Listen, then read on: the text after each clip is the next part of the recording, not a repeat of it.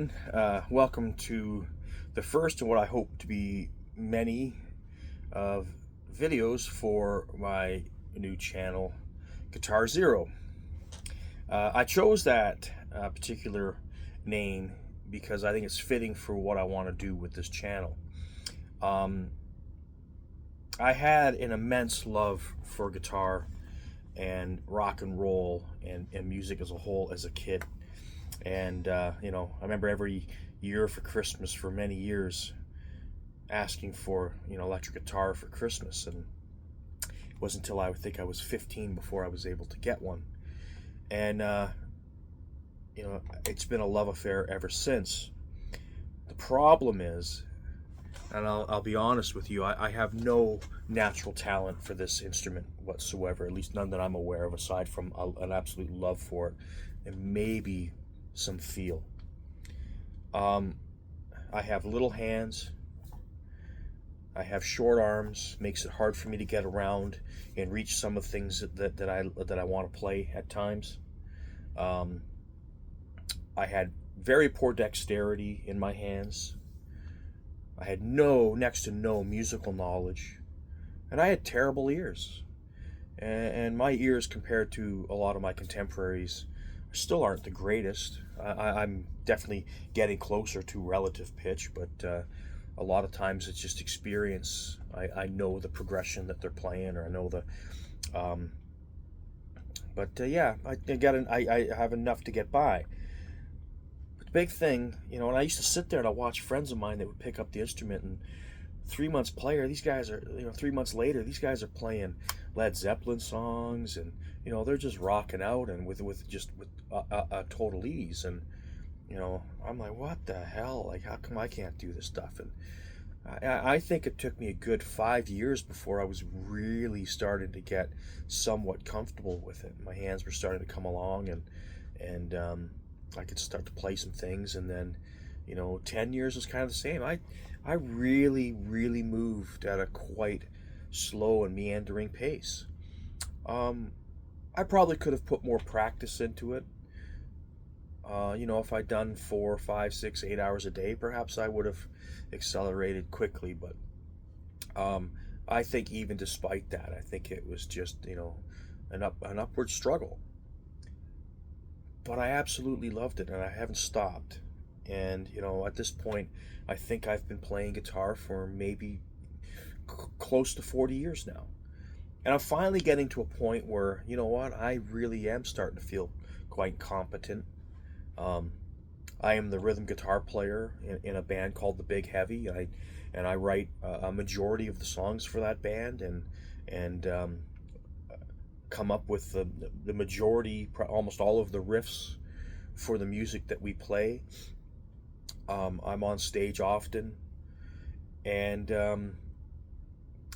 I'm playing far more and better than I ever thought ever possible. I had very low expectations. I saw these guys at jam nights getting up on stage, and I'm like, wait a minute, you telling me these guys, they work their 40-hour week, and then they can come out on a Thursday night and get up on stage and play 3 or 4 songs, man? Like, that is so bloody cool. That was my goal. I just want to be able to do that, to just show up and get on stage and play a few songs. I thought that was just amazing. And a couple of years later, I was doing it, and I've been doing it ever since. But I want to show you some of the things that I have done in the areas where I have struggled, issues with reach, and some of my problems, and some of my issues I've worked out with just some different shapings. And the thing about it is, it actually ended up becoming, as much as there are still things that I can't play to this day, and I still struggle with certain speed issues, mostly because the tension in my hand, because I have to stretch a lot of the times. Despite that, my ability to move chords around and find them in other places, or to strip them down, actually became a bit of an asset when I started playing with other guitar players, particularly when I'm on stage and I'm jamming with, say, 3 guitar players, 4 guitar players, and they're all playing the same thing because they all know how to play that song that particular way. Well, I can change it up and spice it up. I can switch to a D chord instead of the A-shaped chord and be quite comfortable. So sometimes it ended up being nice because I could add a flavor to a song that maybe the others aren't doing. Um, Over the 40 years, I'm very particular about what I like. I'm very diverse. I listen to everything from classical up to Pantera, and jazz, rockabilly, blues, soul, hard rock, heavy metal, country. Um, I'm all over the map. If you're a good player, if you got a good guitar player in your band, I mean, I'm probably listening to you. And that's one things that we're going to talk about over the course of the years. You know, I've picked up a lot of different music with some great guitar players. John Five, a must-have for any soul, hard rock, southern rock, blues player. A gem if you can find it. Cry of Love, Speedy West, Jimmy Bryant. Really, really neat and weird album. You know, and I've got stuff like Danny Gatton, Roy Buchanan, and we're going to talk about some of the albums that I have in my collection. In particular, I like to bring up the Danny Gatton Humbler album. If there's an album out there that you need to get your hands on, that's it. It's an absolute it's a gem. You know, it's him at his finest, and you'll see why some people consider him the best guitar player of all time, because he's an absolute rips through these songs like you wouldn't believe. And you know, that's a subjective matter, but we're going to talk about my guitar here, which I've had since 1993. This is my main guitar. It's a '93 American Standard. I nicknamed it Nadine. There's some modifications on this particular guitar with the B bender, different pickups, 4-way selector, and I rewired the TBX pot in it. Suffice to say that this guitar has stayed with me since '93 because it's an absolute tone beast. This guitar is absolutely unbelievable.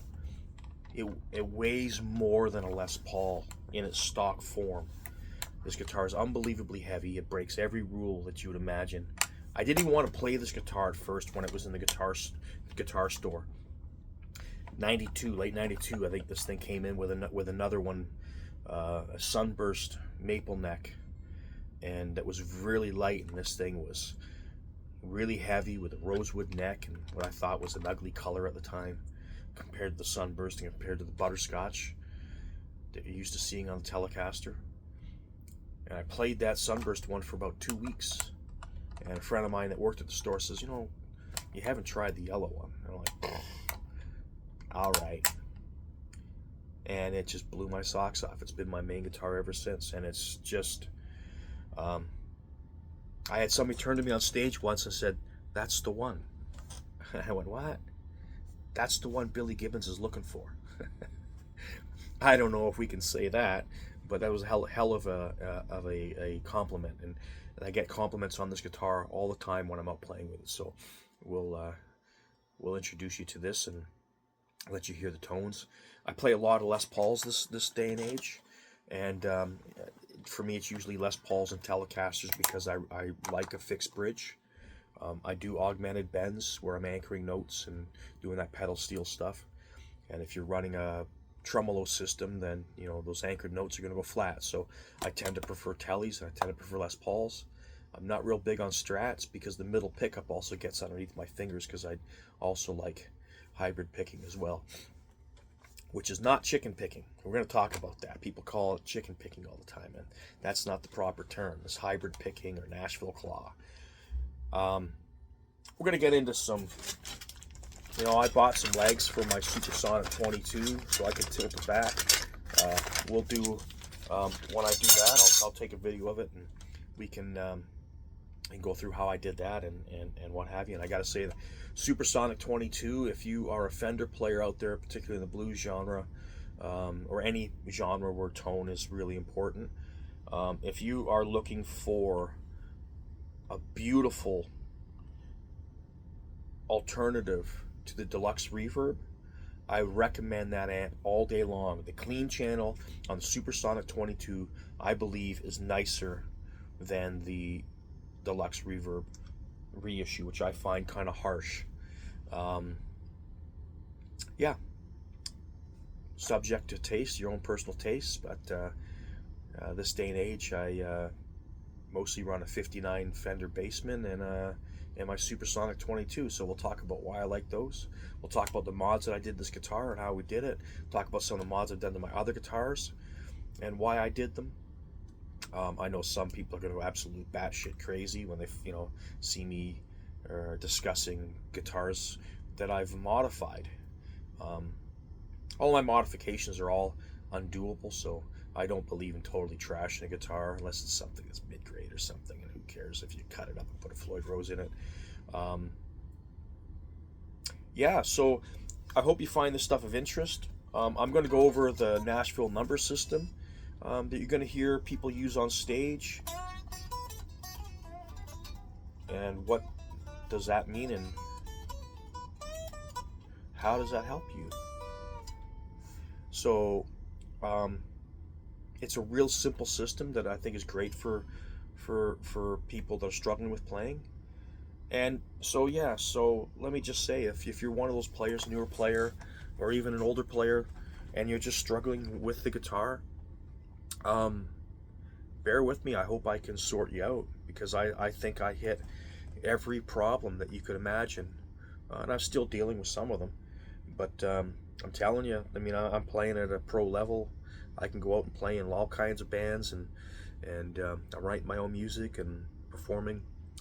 I play within my limitations, and my limitations have created some advantages as well. So I think the most important thing is to keep in mind, like, just don't give up. You just got to keep at it, and hopefully I can speed that up and show you some of the hurdles and things that I had to address and modify to make things work. So anyways, I hope I didn't drag this on too long, but welcome to the channel. Please subscribe, and I'm going to share my music and my technique, and we may even talk about some Harley Davidson and hot rods and all other things rock and roll related, man. All right, thank you.